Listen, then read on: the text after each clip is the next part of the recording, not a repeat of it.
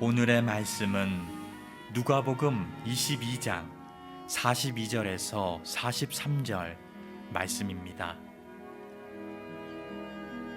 이르시되 아버지여, 만일 아버지의 뜻이거든 이 잔을 내게서 옮기시옵소서. 그러나 내 원대로 마시옵고 아버지의 원대로 되기를 원하나이다 하시니, 천사가 하늘로부터 예수께 나타나 힘을 더하더라. 아멘.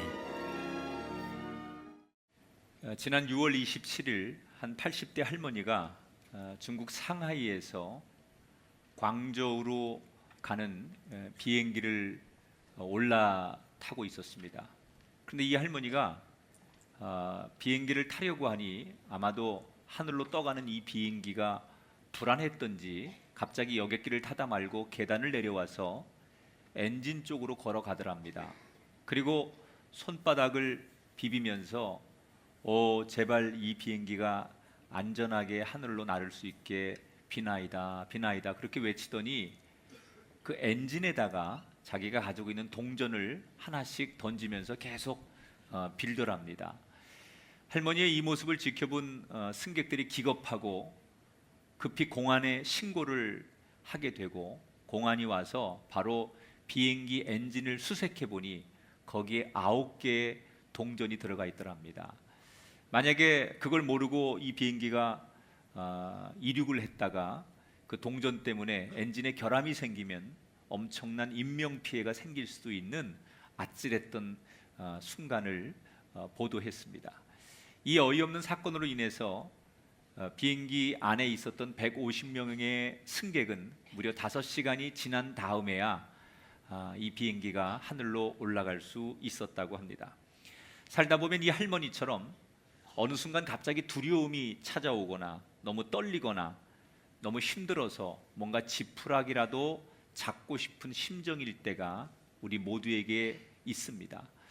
그런데 너무 간절하다 보면, 그 간절한 마음이 앞서다 보면 이 할머니처럼 의도는 좋지만 부적절하게 행동을 하게 될 때가 있지요. 그래서 오늘은 우리가 정말로 간절하고 정말 애타는 상황을 만났을 때는 그럴수록 더욱더 우리가 지켜야 될 도리, 우리가 걸어야 할 길, 바른 말과 바른 행동을 지켜야 된다. 오늘 말씀은 죽음을 앞두고 기도하시는 예수님의 이야기입니다. 여러분, 사람이 죽음을 앞뒀을 때의 심정은 가장 초연하고 가장 두렵고 가장 떨리고 가장 복잡한 심정을 어떻게 해도 표현할 수 없는 상황을 죽음을 앞둔 사람의 모습이라고 생각하면 되겠죠. 지난 시간에 여러분에게 예수님께서 이제 제자들에게 마지막 당부를 하시죠. 이미 사탄이 너희들을 공격하기 시작했다. 이걸 직감하신 예수님께서 너희들이 깨어서 무장하고 있어야 된다, 이런 말씀을 하시죠. 마지막 식사를 하는 도중에 가룟 유다가 슬쩍 자리를 떠서 어디론가 가버리게 되고, 그렇게 어수선한 가운데 식사를 마치시고 나서 오늘 이야기는 다시 시작이 됩니다. 39절에 이렇게 소개하죠. 예수께서 나가사 습관을 따라 감람산에 가심에 제자들도 따라갔더라. 여러분, 이상한 게 하나 있죠. 다른 데서는 예수님께서 마지막 기도하신 산이 겟세마네 산이에요. 그런데 왜 누가복음에서는 감람산이라고 할까? 이상하죠. 똑같은 산이에요. 하나는 아람어고 하나는 그리스어예요. 이 누가복음을 기록한 누가라는 사람은 의사지요. 이 사람은 누가복음을 집필할 때 가능하면 유대인들 말고 이방인들도 이 예수님의 이야기를 알고 읽었으면 좋겠다. 그래서 이방인들을 배려하느라고 이방인들이 들어서 공감할 수 있는 언어를 많이 썼어요. 그래서 일부러 이방인들이 쉽게 들을 수 있는 감람산이라는 용어를 쓴 거예요. 그러니까 같은 산이에요. 겟세마네 산과. 왜 여기서는 똑같은 사건을 이렇게 말하는데 여기서는 지명이 다르냐? 이거는 같은 건데 저자가 배려해서 그렇게 쓴 것이다. 자, 그런데 여기 보니까 예수님께서 습관을 따라서 감람산에 가셨다. 이게 무슨 얘기냐? 예수님이 지금 예루살렘에 방문하신 것은 처음이 아니에요. 지난 3년 동안 많이 예루살렘을 방문하시곤 했었어요. 그런데 예수님의 그 생활 패턴이 있어요. 예루살렘에 오시면 꼭 식사를 마치면 예수님은 저녁에 감람산에 들어가서 기도하시는 거예요. 요즘 말하면 산기도, 철야기도를 예수님이 하셨다는 거예요. 그러니까 이거를 제자들은 다 알고 있는 거예요. 예수님과 늘 같이 다니니까. 그리고 제자 가운데 가룟 유다도 이걸 알고 있는 거예요. 그래서 아까 마지막 식사를 하는 다락방에서 슬그머니 없어진 가룟 유다는 지금 어디가 있을까요? 대제사장들에게 가서 우리 예수님은 예루살렘에 오면 식사를 마치면 늘 습관적으로 감람산에 가서 기도하시니까 오늘 밤이 우리 선생님을 체포하기에 가장 좋은 타이밍이다.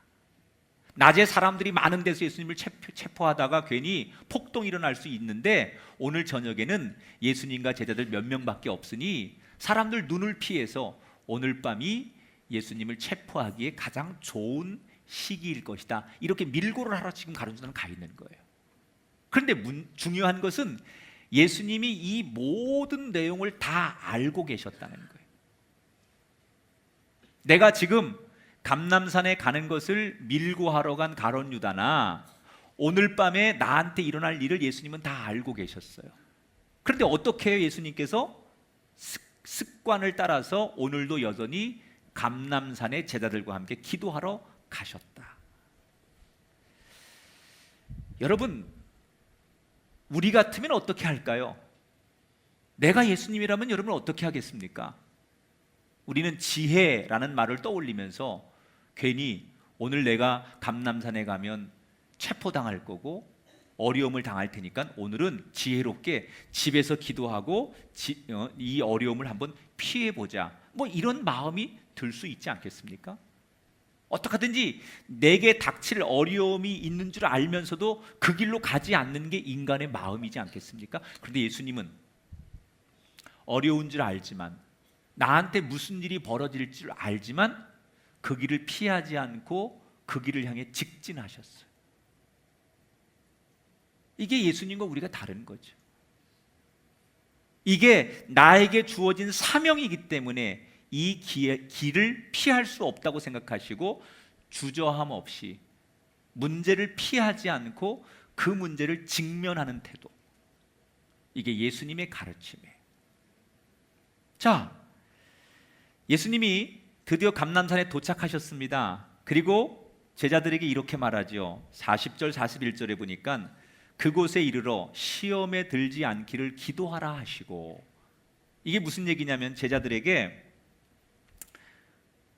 감람산 입구에서 너희들 여기서 기도해라, 그러면서 기도 제목을 주셨어요. 무슨 기도 제목을 주셨느냐? 오늘 밤 너희들이 기도해야 될 제목은 시험에 들지 않게 해주세요 라고 기도해라. 자, 예수님이 제자들에게 너희들 나를 위해서 기도해달라, 아니면 내일 벌어질 이런 일들이 있으니까 이런 걸 위해 기도해라, 이렇게 말씀하지 않고 너희들이 너희 자신을 위해 기도하는데 시험에 들지 않게 해달라고 하나님 앞에 기도해라, 이렇게 기도 제목을 줬어요. 왜 예수님이 제자들에게 그런 기도 제목을 주셨을까요? 자, 지금 제자들은요, 요 감람산에서 예수님이 체포당하기 직전까지도 제자들이 생각하는 예수님은 어떤 분이냐? 내일 아침에 예루살렘 광장에서 수십만 수백만의 인파를 모아놓고 여러분, 내가 여러분이 기대하는 새로운 나라를 만들겠습니다. 내가 유대인의 왕이 되겠습니다. 로마와 맞서 싸우겠습니다. 나를 왕으로 인정하고 따르십시오. 내가 여러분들이 원하는 새로운 나라를 만들겠습니다. 그리고 왕이 되어서 새로운 정권을 만들 거라고 생각하는 거예요. 그래서 그 밤에 누가 국무총리 할 거냐, 누가 장관 할 거냐 가지고 자기들끼리 티격태격 싸웠던 거예요. 아직도 제자들 마음속에는 그런 기대와 그런 흥분이 있는 때예요. 그런데 예수님은 내가 조금 뒤에 가룟 유다의 배신 때문에 로마 병정들에게 체포당하는 모습을 제자들 앞에서 보여줘야 돼요. 그러면 이 예수님이 무력하게 체포당하는 모습을 보면서 제자들이 무슨 생각을 할까요? 자기들이 기대했던 예수님, 자기들이 상상했던 예수님은 능력 있는 예수님이에요. 그동안 3년 동안 쫓아다니면서 자기들이 봤던 예수님은 능력의 주님이에요. 못할 것이 없는 분이에요. 기도만 하면 안 되는 게 없는 분이에요. 어떤 누구와 논쟁을 하시고 가르침을 주고 토론하고 뭘 해도 한 번도 주눅든 적이 없고 탁월한 언변과 논리와 능력을 가지고 리더십에 있어서는 부족함이 없는 분이 자기들이 알고 있는 선생님이에요. 그런데 그 유능하고 그 능력 많은 예수님께서 병정들에게 무력하게 끌려서 체포당해서 질질 끌려가는 모습을 볼 때 제자들은 혼란스러운 거예요. 우리가 지금까지 봤던 우리의 선생님 예수님은 어디 갔단 말이냐? 왜 능력 많고 탁월하고 뭐 하나 부족함이 없고 두려움이 없는 예수님이, 우리 선생님이 이렇게 오늘 밤은 무력하게 끌려갈 수밖에 없느냐? 그리고 그들은 헷갈리기 시작하는 거예요. 그러면서 소위 예수님에 대한 불신앙이 생기겠죠.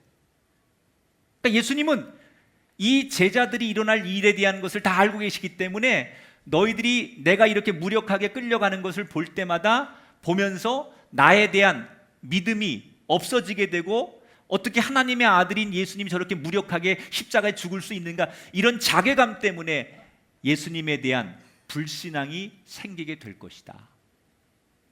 그러니 너희들 스스로가 내가 시험에 들지 않게 해달라고 하나님 앞에 기도해라, 이렇게 말씀하신 거예요. 그리고 예수님은 제자들을 거기 놓고 기도 제목을 주고 조금 더 떨어진 곳으로 들어가서 혼자 열심히 기도하셨어요. 저는 여기서 여러분, 우리가 한번 예수님의 심리적인 면을 한번 생각해 보세요. 지금 예수님이 죽음을 앞두고 제자의 배신을 앞두고 이제부터 정말 말할 수 없는 고난이 시작되는 그 상황을 앞두고 예수님께서 지금 습관이니까 기도한 겁니까? 아니에요. 여러분, 아무리 습관이어도 사람이 너무 큰 일을 당하면 그 습관대로 안 되는 거거든요. 예수님이 지금 습관대로 기도하신 게 아니에요. 예수님은 지금 말로 다 표현할 수 없는 너무나 답답하고 괴로운 상황이었지만, 그래서 어찌 보면 그 감람산에 오늘은 가기 싫었지만 예수님이 우리에게 하고 싶은 메시지는 그럴수록 더욱더 예배하는 자리로 나가는 게 도리라는 거예요. 우리가 살다 보면 너무 괴로울 때가 있어요. 너무 힘들 때가 있어요. 너무 억울할 때가 있어요. 그때 우리는 뭐라도 하고 싶은 마음이 간절할 때가 있을 거예요. 여러분은 너무 힘들면 뭘 해요? 지난 3월 한 취업 사이트에서 대학생 1,300명을 대상으로 취업과 진로가 걱정되고 괴로울 때 그 스트레스를 어떻게 해소하느냐, 이렇게 설문을 했어요. 그랬더니 1위가 먹는 것으로 해결한다. 이 스트레스는 먹어야 돼. 맵고 짜고 달고 이런 걸 먹으면서 내 스트레스를 해결한다. 이게 45%가 나왔어요, 젊은이들이. 2위가 영화, 공연, TV 이런 것을 보면서 스스로 이 괴로움을 잊어버리려고 한다. 이게 2위예요. 3위가 조금 더 노력하자. 이게 3위고 4위가 술을 마신다. 이게 4위예요. 여러분, 이게 대학생들만 그렇겠어요? 우리가 너무 힘들면 그 힘든 상황을 잊어버리기 위해서 뭔가를 자꾸 의지하고 싶어 한다는 거죠.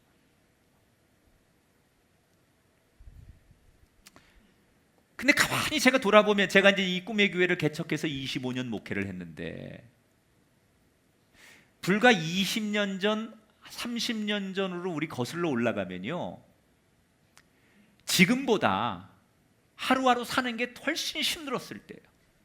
지금도 물론 사는 게 많이 힘들다고 많은 분들이 얘기하지만 20년 전, 30년 전으로 거슬러 가면 하루하루 살아가는 삶의 그 힘겨움이 지금보다 더했던 시절이에요. 그런데 그때는요, 지금보다도 살기가 더 어려웠음에도 불구하고 새벽이면 새벽, 밤이면 밤마다 교회에서 기도하는 사람들 이 모습을 너무 많이 목격했어요. 그냥 기도하지 않아요.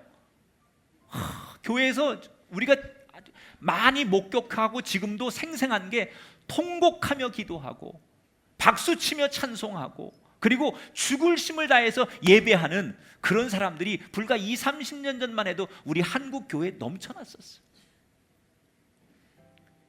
아마 우리가 힘들 때 괴로울 때 제일 많이 불렀던 찬송 중에 하나가 이 찬송 아니겠어요?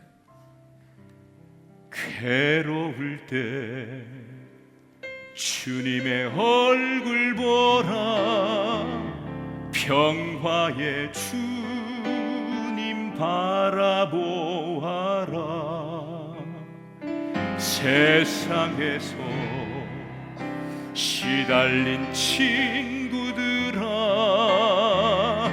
위로의 주님 바라보아라. 눈을 들어 주를 보라, 내 모든 염려 주께 맡겨라. 슬플 때에 주님의 얼굴 보라, 사랑의 주님 한식 주리라. 힘이 없고 내 마음 연약할 때 능력의 주님 바라보아라. 주의 이름 부르는 모든 자는 힘주시고 늘 지켜주시리. 눈을 들어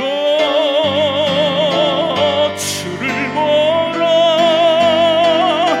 내 모든 염려 주께 맡겨라. 슬플 때에 주님의 얼굴 보라, 사랑의 주님 한식 주리라.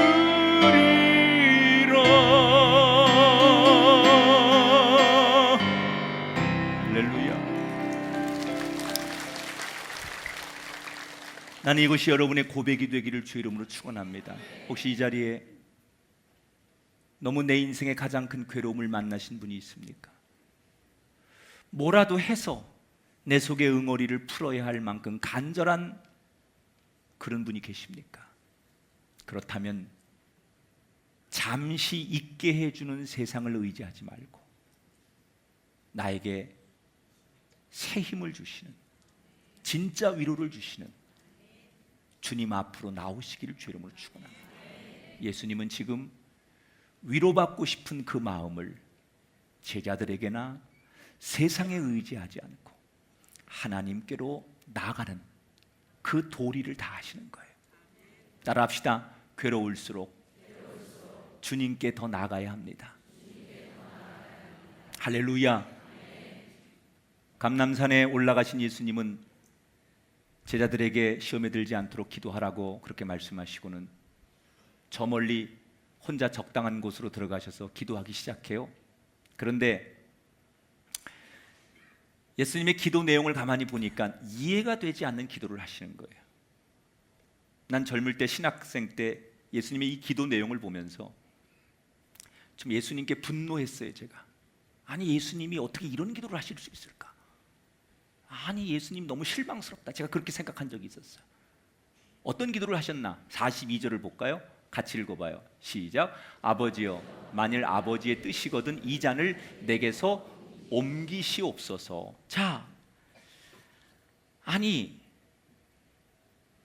저는 이게 이해가 안 갔어요. 사실 예수님이 지금까지 확고하게 십자가만을 위해서 당당하게 걸어오셨던 분인데 말 그대로 마지막에 막판에 이렇게 연약한 모습을 보이고 이 십자가를 내가 앉을 수만 있다면 그랬으면 좋겠다라고 말하는 예수님에 대해서 예수님이 우리와 별반 다를 게 없네, 나와 별반 다를 게 없네, 조금 이런 예수님 앞에 제가 섭섭하고 예수님이 어떻게 이런 기도를 하시지?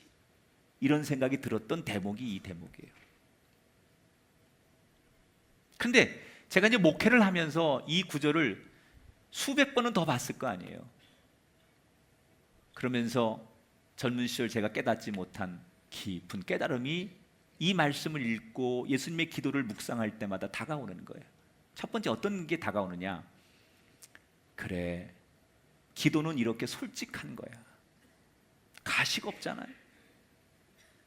여러분, 우리가 기도할 때 너무 미사여구나 형식이나 그리고 뭔가 이런 언어를 써야 된다거나 이런 표현을 해야 된다라고 하는 게 진실한 기도를 가로막을 때가 있어요. 뭐든지 자연스러운 게 제일 좋은 건데 너무 가식적인, 너무 형식적인 뭐 그런 것들이 하나님과 우리 사이의 기도를 오히려 가로막을 때가 있는데, 저는 이 예수님의 이 기도가 가식 없는 기도. 뭐가 가식 없어요? 이 잔을 내게서 옮기시옵소서. 이게 저는 처음엔 이해가 안 됐는데 자꾸 이 예수님의 기도를 묵상하면서 이제는 이해가 되더라고요. 두 가지 면에서 저는 이 말씀을 해석하고 싶어요. 첫 번째는 예수님이 사실 인간의 몸을 입고 이 땅에 오셨기 때문에 우리하고 똑같은 신경 조직과 몸을 가진 육체적 고통이 느껴졌을 거예요. 여러분, 이거 한번 생각해 보세요. 여러분, 수술을 받으시는데 마취의 도움 없이 생사를 찢어서 장기를 끄집어내고 장기를 다 자르고 뭐 한 다음에 다시 마취 없는 상태에서 장기 집어넣고 생사를 꼬매고 이런 과정을 여러분 견딜 수 있어요?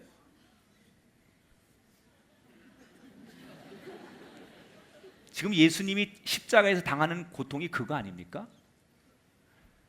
손과 발에 못이 박히고 생살이 찢어져서 그 몸에 피 한 방울 없이 다 흘러내려서 완전히 예수님이 지쳐서 죽는 게 십자가의 형벌이에요.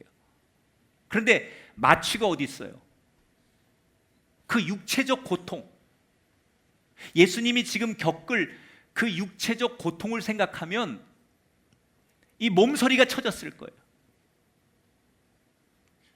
그런 정말 인간적인 그 연약한 모습 있는 그대로를, 아픔을 그대로 공감하면서 하나님 앞에 드리는 그런 기도가 그랬을 수 있겠구나. 예수님이니까 아픔을 못 느끼고 당연한 게 아니라 예수님도 우리처럼 그게 두려웠을 것이고 그 아픔이 얼마나 고통스러운지를 예수님이 아셨을 텐데 그 육체적 고통에 대한 두려움이 있었겠구나. 더 중요한 사실은 예수님의 진짜 이 기도 제목의 의도는 이런 거예요. 하나님, 나의 아버지, 당신이 이 죄인들을 구원하시려고 하는 의도를 내가 너무 잘 압니다. 이들 대신 누군가가 죄를 짊어지고 죽어야 이들이 산다는 것도 압니다. 그런데 아버지, 당신은 전능하시지 않습니까? 꼭 이들을 구원하는데 십자가 지는 방법 위에는 다른 방법이 없겠습니까? 저는 예수님이 마지막 하나님 아버지께 이 기도를 드리는 장면이라고 생각해요.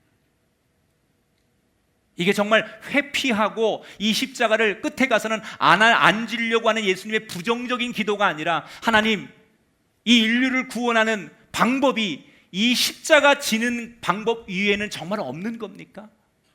당신이 할 수 있다면 십자가 외에 다른 방법으로 이들을 구원하고 이들을 살리는 일은 정말 없는 겁니까? 라고 묻는 이 구원의 가치를 예수님이 부정하는 게 아니라 어찌 보면 이들을 살리는 거에 동의되고 이것이 정말 하나님의 뜻인 건 알지만 혹시 하나님 이 방법 말고 십자가 외에 다른 방법은 없겠습니까? 라고 예수님께 질문하는 그 기도라고 생각이 돼요. 그런데 이 기도가 여러분 얼마나 진지했는 줄 알아요? 예수님의 이 기도의 장면을 아마 우리가 이렇게 그 당시에 촬영을 해서 보여줬다면 너무 리얼하게 오늘 성경에 표현하는데, 어떻게 기도했느냐? 44절에 가보니까 예수님이 그 기도를 하는데 기도의 모습이 이랬대요. 예수께서 힘쓰고 애써 더욱 간절히 기도하시니 땀이 땅에 떨어지는 핏방울 같이 되더라. 자, 이 대목에서 많은 분들이 예수님이 피를 흘리면서 기도했다 이렇게 해석하는 분이 있는데, 그건 아니고, 어떤 분은 모세 혈관이 터져서 그랬다 이렇게 설교하는 분도 들어봤는데 그건 아니고요. 이건 이런 거예요. 예수님이 처음에는 차분하게 기도하셨을 거예요. 하나님, 이제 나한테 일어날 일을 내가 압니다. 내가 다 준비됐습니다. 그런데 하나님, 정말 하나님이 이 백성들을 구원하는 일이 이거밖에 없겠습니까? 그리고 기도했을 거예요, 차분하게. 그런데 기도가 점점 진행되면서 감정이 조금씩 흥분되기 시작했을 거고, 예수님은 더욱더 하나님 앞에 이 기도의 제목을 가지고 간절하게 기도하면서 목소리가 커지고, 그리고 조금 더 고조되면서 액션이 과해지게 됐을 거예요. 우리가 처음에 기도할 때는 조용히 기도하다가 나중에 은혜 받으면 우리 막 손들고 기도하고 가슴을 치고 눈물, 콧물 흘려가면서 기도하듯이, 예수님의 기도도 기도가 진행되는 과정 속에서 점점점 기도가 깊어지기 시작하니까 자기도 모르는 사이에 얼마나 그 기도에 취했는지. 여러분, 피도 그냥 피가 이렇게 흐르는 피하고 너무 큰 사고가 나면 머리에서 피가 줄줄 흐르는 피 아세요? 줄줄 흐르는 피? 땀이 흘러도 송골송골 맺히는 땀이 아니라 그 땀이 완전히 빗방울처럼 주르륵 흘리는 땀이 있어요.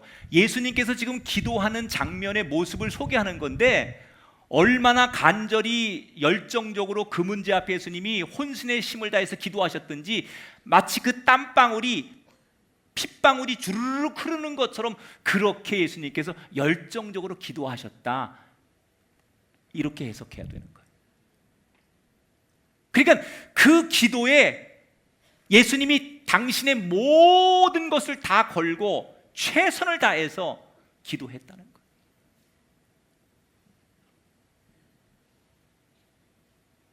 그때가 어느 때예요?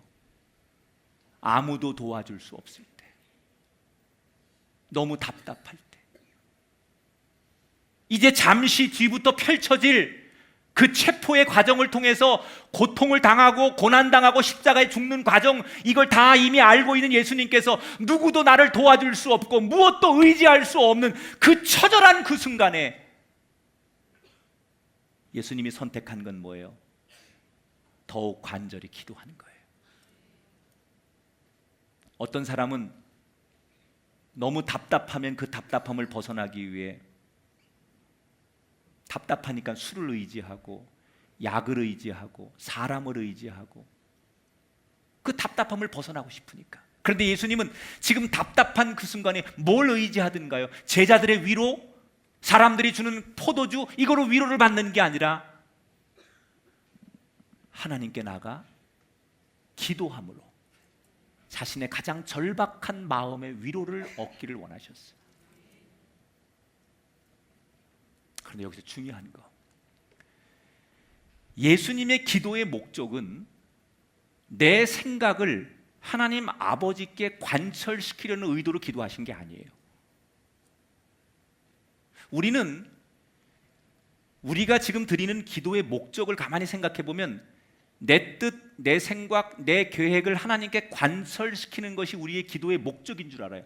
내 소원, 내 제목을 하나님께서 들어주십시오 라고 하나님의 그 생각을 바꿔서라도 내 뜻을 관철시키는 것을 우리는 대부분 기도라고 생각해요. 그런데 예수님의 기도의 목적은 애초부터 자신의 생각을 하나님께 관철시키려고 했던 의도가 아니에요. 보세요, 42절에 보니까 그러나 내 원대로 마시옵고 아버지의 원대로 되기를 원하나이다. 예수님은 애초부터 내 생각이 이렇습니다, 내 계획이 이렇습니다, 하나님 내 뜻이 이렇습니다, 그러니 아버지 당신이 내 뜻대로 해주십시오, 이게 예수님의 기도의 목적이 아니었다는 거예요. 예수님의 기도의 목적은 자기의 생각이 있었지만 내 생각보다 하나님의 뜻, 거기에 내 생각을 복종하고 싶었던 거예요. 우리는 이런 진리 하나를 담고 가야 돼요. 기도는 내 뜻을 끝까지 고집하는 것이 기도가 아니라, 처음에는 내 의도와 내 생각과 내가 하고 싶은 이야기가 있지만 결국 하나님의 뜻을 확인하고 그 하나님의 뜻에다가 내 생각을 맞추는 게 기도다. 이게 기도의 목적이 돼야 돼. 하나님과 싸워서 하나님을 설득하고 하나님의 마음을 바꿔서 하나님의 내 생각에 동의하게 만드는 것이 기도의 목적이 아니라, 지금 예수님의 기도의 목적은 내 뜻을 끝까지 고집하지 않고 하나님의 뜻이 무엇인가를 확인하고 그 하나님의 뜻에 내 생각을 맞추는 작업. 다시 말하면 경청하는 거죠. 하나님 아버지, 내 생각은 이렇습니다. 내가 생각하는 내 계획과 내 뜻은 이렇습니다. 그런데 아버지, 당신의 생각은 무엇입니까? 그리고 하나님 앞에 경청하는 거예요. 들으려고 하는 거예요. 그게 바로 42절 조금 전에 기도한 예수님의 그 마음이죠. 그러나 내 원대로 마시옵고 아버지의 원대로 되기를 원하나이다. 그런데 여러분, 이렇게 내 생각, 내 고집을 접고 하나님의 뜻에 맞추려고 하는 기도를 드리는 그 순간 무슨 일이 일어납니까? 하나님이 예수님에게 도움과 은총을 주시죠. 그때 놀라운 일이 일어나요. 43절, 천사가 하늘로부터 예수께 나타나 힘을 더하더라. 예수님께서 내 생각이 이렇습니다. 끝까지 난 내 생각이 이렇습니다. 나는 이 생각 포기할 수 없습니다. 하나님, 당신이 내 생각대로 동의해 주시고 이렇게 해 주셔야 됩니다. 끝까지 싸우는 게 아니라 내 생각은 이렇습니다. 그런데 당신의 생각은 무엇입니까? 라고 물었고, 그 묻는 과정을 통하여 그 하나님의 음성을 듣는 그 순간 경청하기로 시작했더니 하나님께서 어떻게 해요? 예수님께 새 힘을 주시는 거예요. 천사가 하늘로부터 나타나 힘을 예수님께 더해 주더라. 이 자리에 계신 여러분에게 이렇게 묻고 싶어요. 예수님에게 임했던 감람산에 하나님의 은총의 손길이 필요하신 분이 계십니까? 나도 그 하나님의 위로의 손길, 하나님의 축복의 손길, 하나님의 도움의 손길이 필요한 인생이 계시다면, 여러분, 지금 여러분이 해야 될 일은 그 답답한 문제 앞에, 고통스러운 문제 앞에 내 생각은 이런데요 라고 고집하지 마시고, 하나님, 당신의 뜻은 어디 있는지 내가 알기를 원합니다. 세미한 하나님의 음성을 듣기를 시작할 때 하나님의 응답이, 하나님의 위로의 손길이 예수님에게 임했던 것처럼 여러분에게도 임할 줄 믿습니다. 인생을 실패하는 사람들의 대부분 공통점은 의외로 자기 고집이 너무 강하다는 거예요. 2차 세계대전 때 그 당시 독일군의 군사력은 당시 유럽에서 이길 자가 없었답니다. 그래서 많은 군사 전문가들은 객관적인 전력으로만 보면 독일은 어떤 전쟁에서도 이겨야 정상이었다는 거예요. 그래서 독일이 결국 왜 패하느냐? 전문가들의 여러 가지 분석 중에 하나는 그 원인이 히틀러에게 있었는데, 히틀러는 결정적인 순간에 그 참모들의 전문적인 분석과 의견을 무시한다는 거예요. 그리고 자기 고집대로 작전을 짜고 자기의 감성대로 결정을 한다는 거예요. 그런데 이게 전세가 불리해지면 불리해질수록 히틀러의 이 고집과 아집이 점점 심해졌기 때문에 오히려 그것이 독일군을 더 불리하게 만들었다. 그래서 2차 세계대전 때 그 막강한 전투력을 가지고 있으면서도 독일은 패망할 수밖에 없었다. 이게 군사 전문가들이 내놓는 의견이에요. 여러분, 답답하고 힘들고 앞이 안 보일수록 그리스도인의 도리는 하나님의 소리를 듣는 거예요. 할렐루야. 어린 솔로몬이 1000번제를 드리고 뭘 구했어요? 종에게 듣는 마음을 주소서. 종이 듣겠나이다.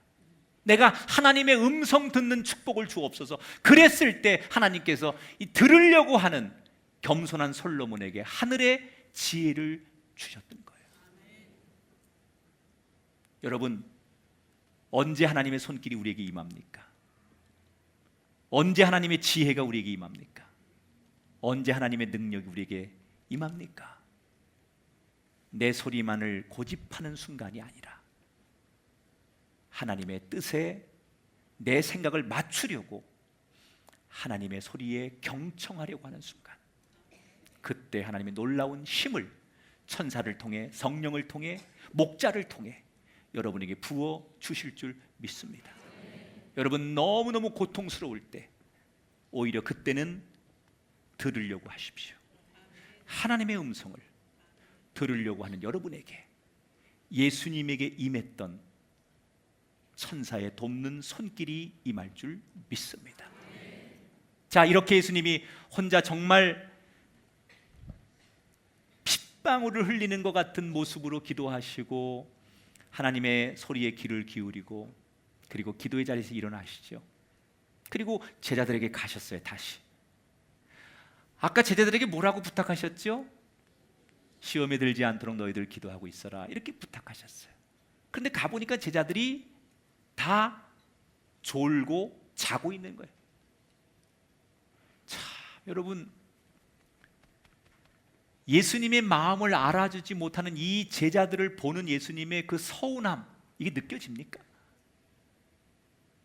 지금 무슨 일이 일어날 줄 모르고 여전히 3년을 가르친 제자들이, 가장 옆에 있었던 믿을 만한 제자들이 이 밤에 무슨 일이 일어날 줄도 모르고 지금 깨어있지 못하고 기도하지 못하고 자고 있는 이 한심한 제자들을 보면서 분노와 허망함과 이 제자들을 향한 실망감이 솟아올라야 되지요. 그런데 예수님이 어떻게 하세요?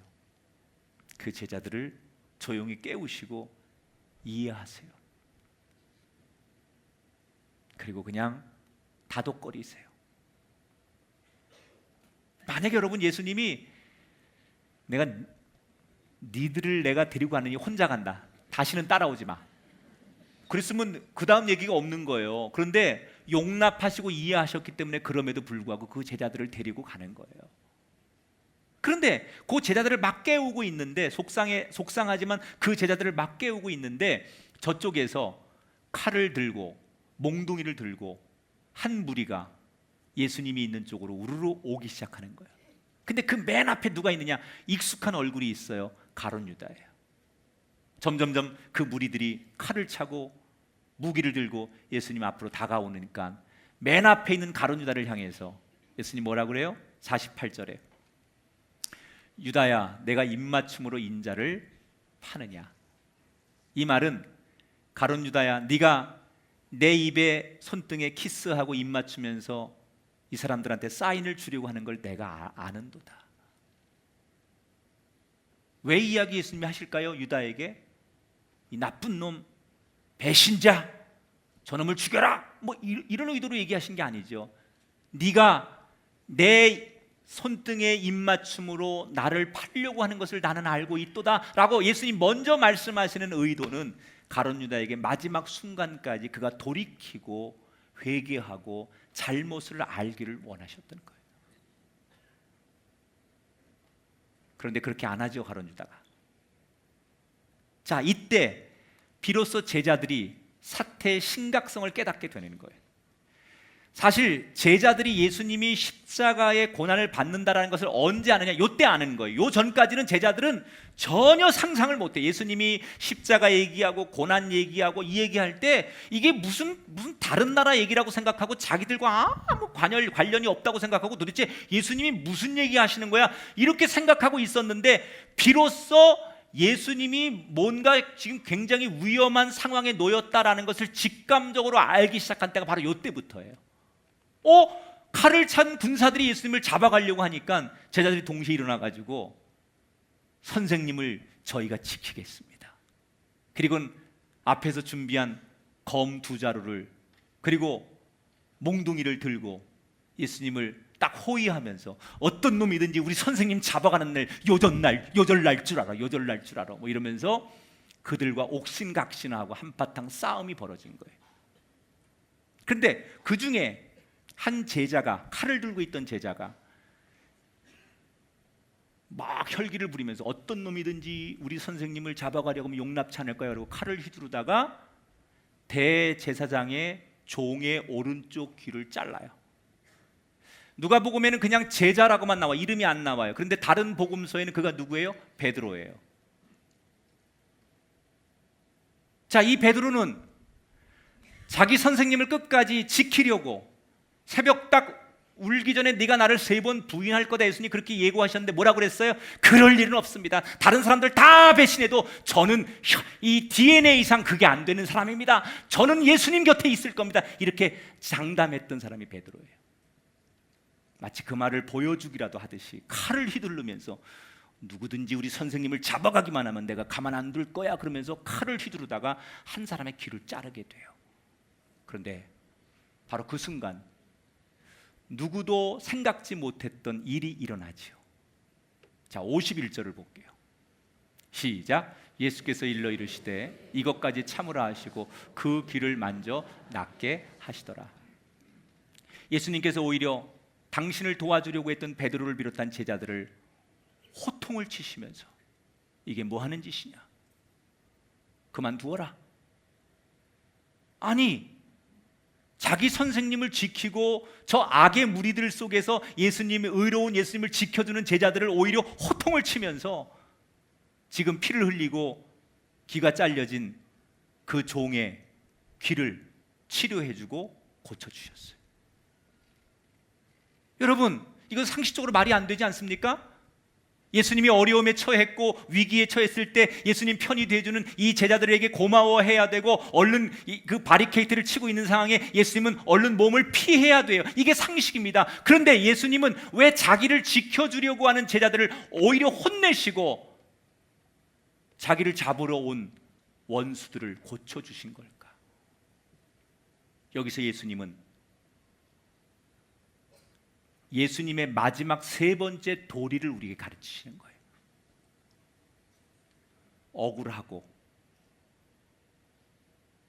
고통스럽더라도 용서해야 된다는 거예요.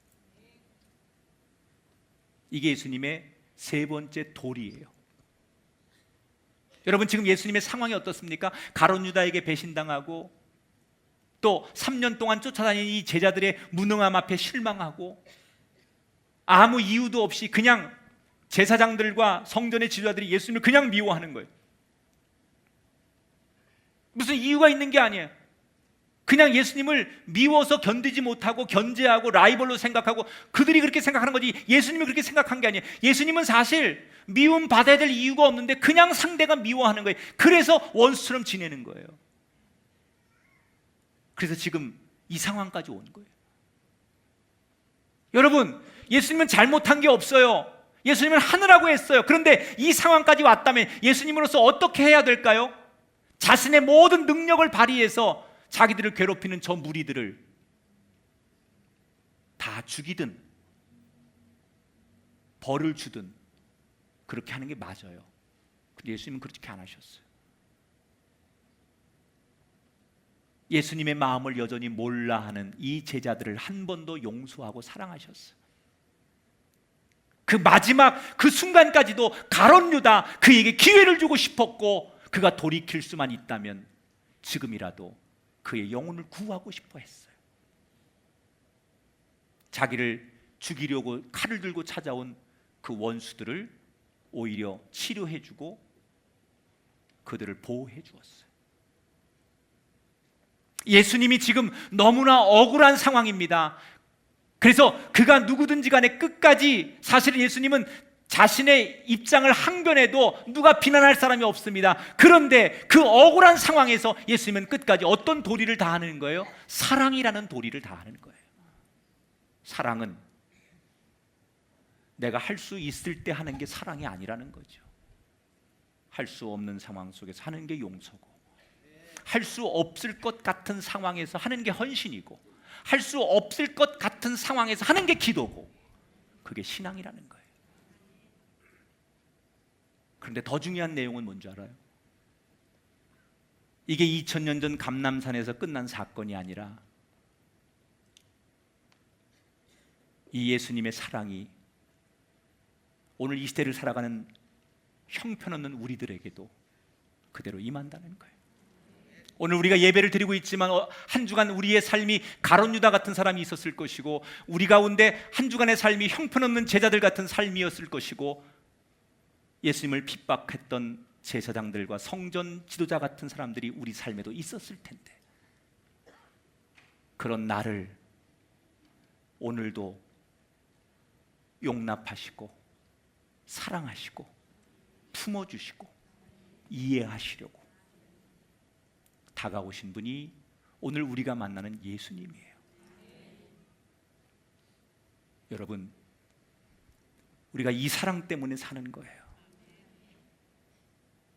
때로는 이성의 사랑, 가족의 사랑, 친구의 사랑, 사람들로부터 얻었던 상처와 배신, 이런 걸로 몸부림치면서 인생에 살 가치가 없다고 고백하고 독백했던 우리들이 그래도 살아야 될 이유가 있다면 이 사랑이 남아있기 때문에, 주님의 이 사랑이 있기 때문에 우리는 오늘도 살 수 있는 거예요. 말씀을 정리합니다. 살다 보면 너무너무 간절해서 뭐라도 좀 하고 싶고 지푸라기라도 잡고 싶은 그때가 분명히 우리에게 있어요. 할 수만 있다면, 이 문제를 극복하고 이 상황을 해결할 수만 있다면 그게 뭐든지 뭐라도 하고 싶을 그때가 분명히 우리에게 있어요. 근데 그때 우리는 도리를 저버리지 말라는 거예요. 따라합시다. 괴로울수록 예배하고, 답답할수록 경청하고, 억울할수록 용서합시다. 우리가 세상을 아무리 바르게 살아도 세상은 우리를 알아주지 못할 수 있어요.